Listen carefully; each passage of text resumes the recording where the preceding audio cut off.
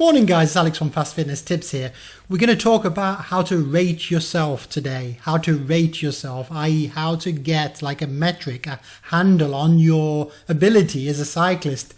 It's something that we kind of want to do eventually. Like, you've been riding a few years, you've been tootling around, you've been training, you've been riding with your friends, but how good are you actually on a scale of, let's say, 0 to 100? Now, you could quite rightly say I'm not the first one to talk about this. This concept been out a long time, hasn't it? Like Andy Coggan, Training Peaks, they've had their, what should we call it, power profiling charts out there for a long time. But we've been looking at this chart in depth. And to be honest, there are some problems with this chart. Like, first of all, it's got 3 key anchor points. And the more anchor points you have, obviously, the more accurate it is. It's also just divided into 2 demographics, men and women, like no age group or anything like that. Whereas we know like power profiling's got to be a little bit more sophisticated than that.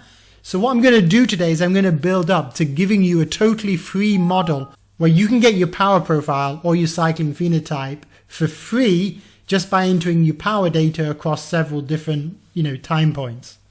Now, before we do that, guys, I want to have a bit of fun and ask you, how would you rate yourself? Like if I asked you to put a number on your own ability from 0 to 100, where 0 was totally rubbish, like hardly could get out of bed in the morning, not cycled before, and 100 was completely amazing, like better than Peter Sagan, then where would you actually rate yourself on that 0 to 100 number?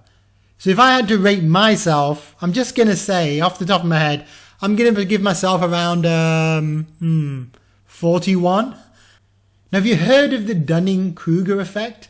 Basically, it means the little you know about something, the more your confidence tends to be. Like you tend to be overconfident when you don't know something very much. But as you find out, you gain more wisdom and then you start to realize, hey, I don't know as much about this field as I thought I did. And maybe only at the end when you become like really expert in that area can you say, yeah, I'm good, I'm confident for a good reason. And the reason I mention that is because in cycling, when we don't have the tools available, then you can be like naive about your own rating. You can be like tootling around the neighborhood. You can be racing with a few friends and you can think, yeah, I'm really good. But the moment you get that power meter and you start to put yourself on a genuine continuum with others, i.e. an objective measure which can't easily be argued with, then you realize, hey, there's a problem. I'm actually pretty bad here. And I don't mean that in a negative way. I mean, use that as a spur and inspiration to change. Like, yeah, I thought I was good, but I'm actually pretty average. So here's what I need to train to improve. Yeah, that's a good way to approach things. Now, some of you will say at this point, hey, why bother with all this power profiling stuff? We've already had this for years, haven't we? We've already had it based on all the debate about FTP. So why do we need more than FTP? Why is the FTP on its own not optimal? Now, the answer to that is the FTP is basically anchored at one point in time around 60 minutes.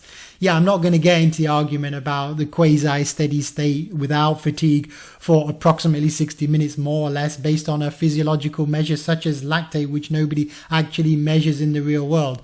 No, I'm saying for most practical purposes, most people measure their FTP and anchor it around 60 minutes. And that's fine.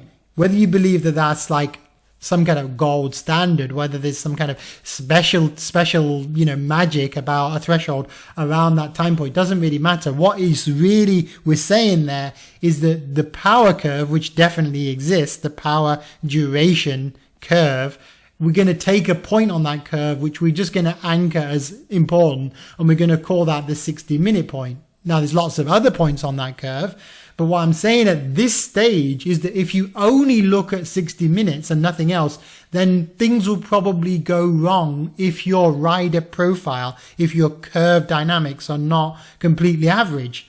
Like if they are completely average, actually tending to more long distance cycling, then actually a single point on the curve is a pretty fair predictor of all points on the curve. And a little aside here, we have put out a little tool that will plot your power curve based on one single point in time, and you can access it at fft.tips curve.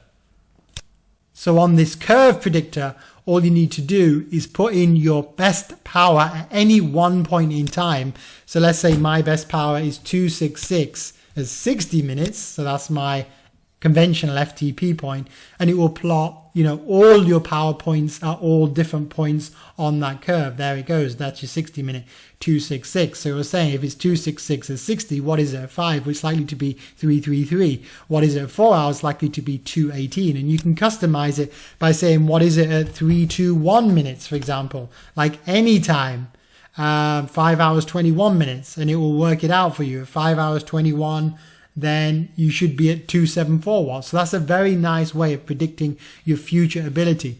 And because I know what's coming up in this video is basically the flaws of just using one standard power curve shape, you can say I'm an endurance rider, I'm a sprinter, or I'm an all-rounder, because that plots the percentile at each point differently. Okay, so that's an FFT.tips curve. It's free right now, guys. If any of you have problems accessing these sheets because of too many concurrent users, if you sign up to any of our programs, whether that's Patreon, Facebook coaching, or one-to-one coaching, I will happily send you a personalized copy of any of our sheets where it will remember your settings just for you. So you don't have to fight with others to access your data, to put in your data. So returning to what I was saying a few seconds ago, which is why isn't one point in time optimal? It's because it assumes the curve shape is the same for everyone. And we know that's not the case because Sufferfest have actually had, they've had a vested interest in looking at this, because obviously they've released their own 4-point method, their 4-point method of getting a power profile which is more accurate than the standard just single FTP single spot on the power curve, and that is the 4DP. Now, I'm not connected with Sufferfest in any way. Yes, they did give us a code to release to you guys in December so that you could trial it for free. And by the way, I did ask Zwift and I did ask Trainer Road to give me a code, and despite all their protests that we didn't ask them for a code, when I did ask them, they didn't actually give me a code. So what's the point saying to us, you didn't ask us for a code, but you put out Sufferfest code, when I then ask them for a code and they don't give me a code? Anyway, I'm not getting into that, guys. What I'm saying is Sufferfest have a vested interest because they've created a superior system. And I will say, I genuinely believe it is a superior system with no vested interest in them. And when I say system, I mean system of getting a power profile. So what they've actually done is put their data out there, which is, again, to their credit. They say they've got 30,000 profiles of 4DP, which is pretty amazing. And what they've done is they've looked at the inaccuracy based on their 5-second, 1 minute, and 5-minute targets if you just relied on FTP versus if you did a 4-point 4DP method. And here's the interesting thing. If you were to say, let's say, do the 5-minute target and say, what would your optimal training zones be for 5 minutes? They call that maximum aerobic power. They're saying it's inaccurate for 44% of athletes. Only 56% will get it right if they use FTP alone. But actually 9% would go too high based on their zones, and 35% would have zones that are too low. But let's go to 5-second, like sprint training. They call that neuromuscular power. Then they say 89% would actually get too low a measure. Wow, 89%. And 5% would get too high. Only 6% would get their sprint training correct based on their FTP. So what they're saying is a lot of people have a power profile which favors a more sprint type of profile than others. And to prove the point even more, they've released this graph. And you can get this graph here by going on to the Sufferfest blogs, training resources, is your training app accurate? And let the app load, enter your demographics like male, 30 to 50. And then you can see if you were doing sprint training, let's say VO2 max training, 150% of FTP, that will be on that line. When they actually did the power profiling with 30,000 athletes, they found that the distribution of accuracy was actually, of course, a normal distribution. And it was actually on average more like 175% of FTP you should be doing. But it varied depending on your individual ability.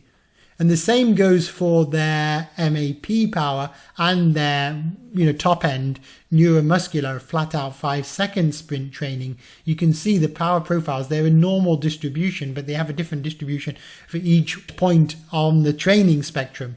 So the bottom line here is one size does not fit all. So to say this a slightly different way, everyone has a slightly different cycling phenotype or power curve shape. Everyone's power curve is unique to them, not just numerically, but in terms of the overall shape. So if you're a pursuiter, you might have a, let's say, inferior 5-second power relative to your FTP, but you might have a superior 1-minute power.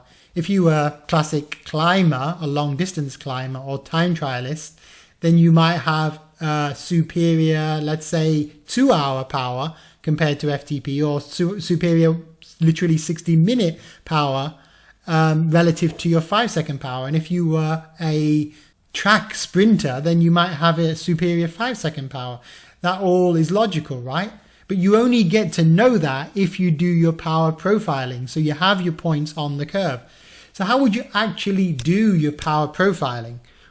Well, the way to do it is to actually have a power meter, of course. Now, if you don't have a power meter, there is a sneaky trick that you can use to get around this, and that is to use your power extrapolated from certain rides, actually climbs, where we can use VAM or other measures which have become a very good proxy of your power meter reading. So if you're doing, let's say, a steep climb, then rolling resistance and aerodynamic drag become much less important.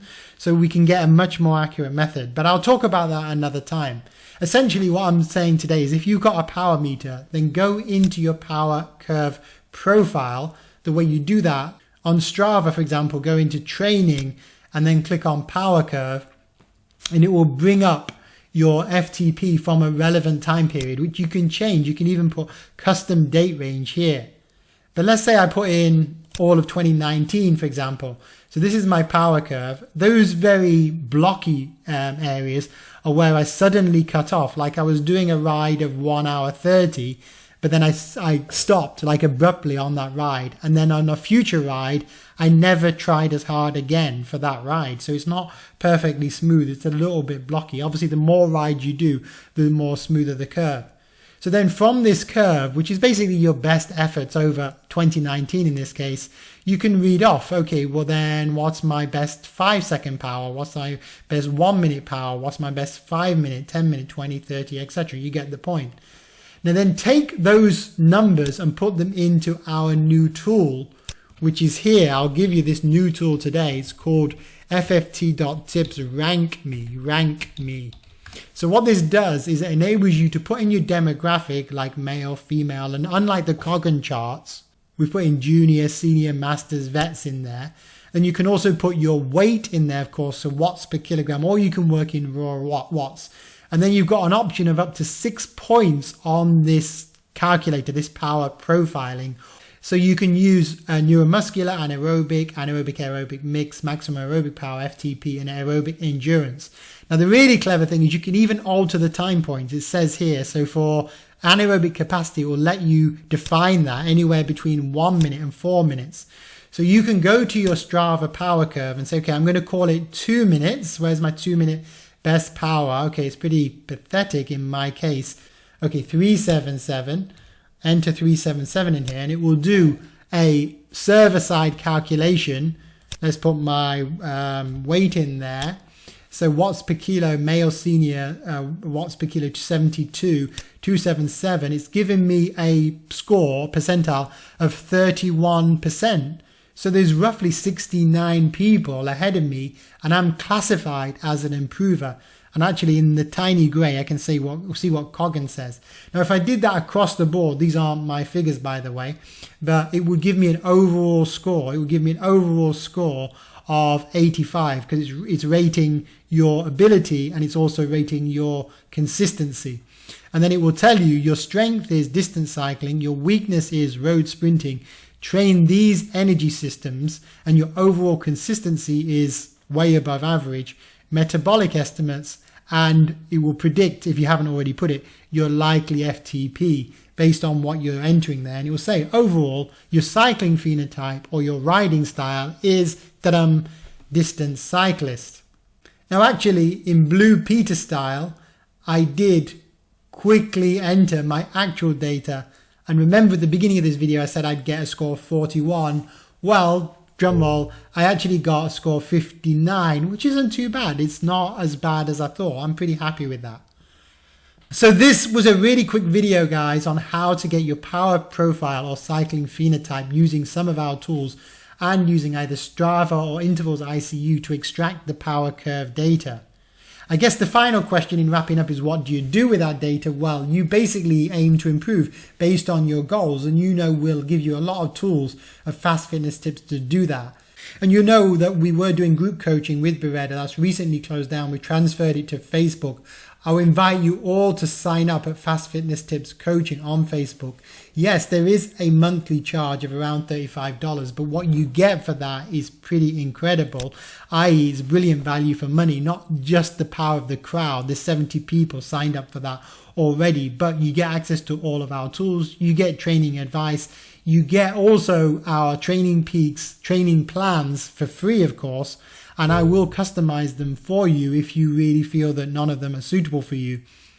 And as a little sweetener for you guys, anyone that signs up in the next 3 weeks will get a free FTP trajectory predictor, which is basically our anticipated FTP of where you're likely to be in, let's say, 2, 3, or 4 months from now if you follow our plan. Obviously, you have to give us some input data so we can work that out for you. Here's an example, guys. This is not currently built into a calculator that we have out there. It's something that we will do customized for you. So that's all for today, guys. That was just a really quick overview of the strengths and weaknesses of using a 1-point measure, i.e. FTP based measure, versus a 4-point or 6-point measure of rating yourself as a cyclist on a 0 to 100 scale. If that was useful for you, give me a like or share, because that's the only way we keep this channel going. If you think this was rubbish, then fair enough, give me a thumbs down. But hopefully, guys, I'll come out with another training-based video or something interesting for you next month. And I'm actually hoping to cover indoor versus outdoor cycling, which one is best, the physiological differences, pros and cons, and what you actually get indoors versus what you actually get outdoors. Stay tuned for that, guys. Until next time, take care and happy training. See you around.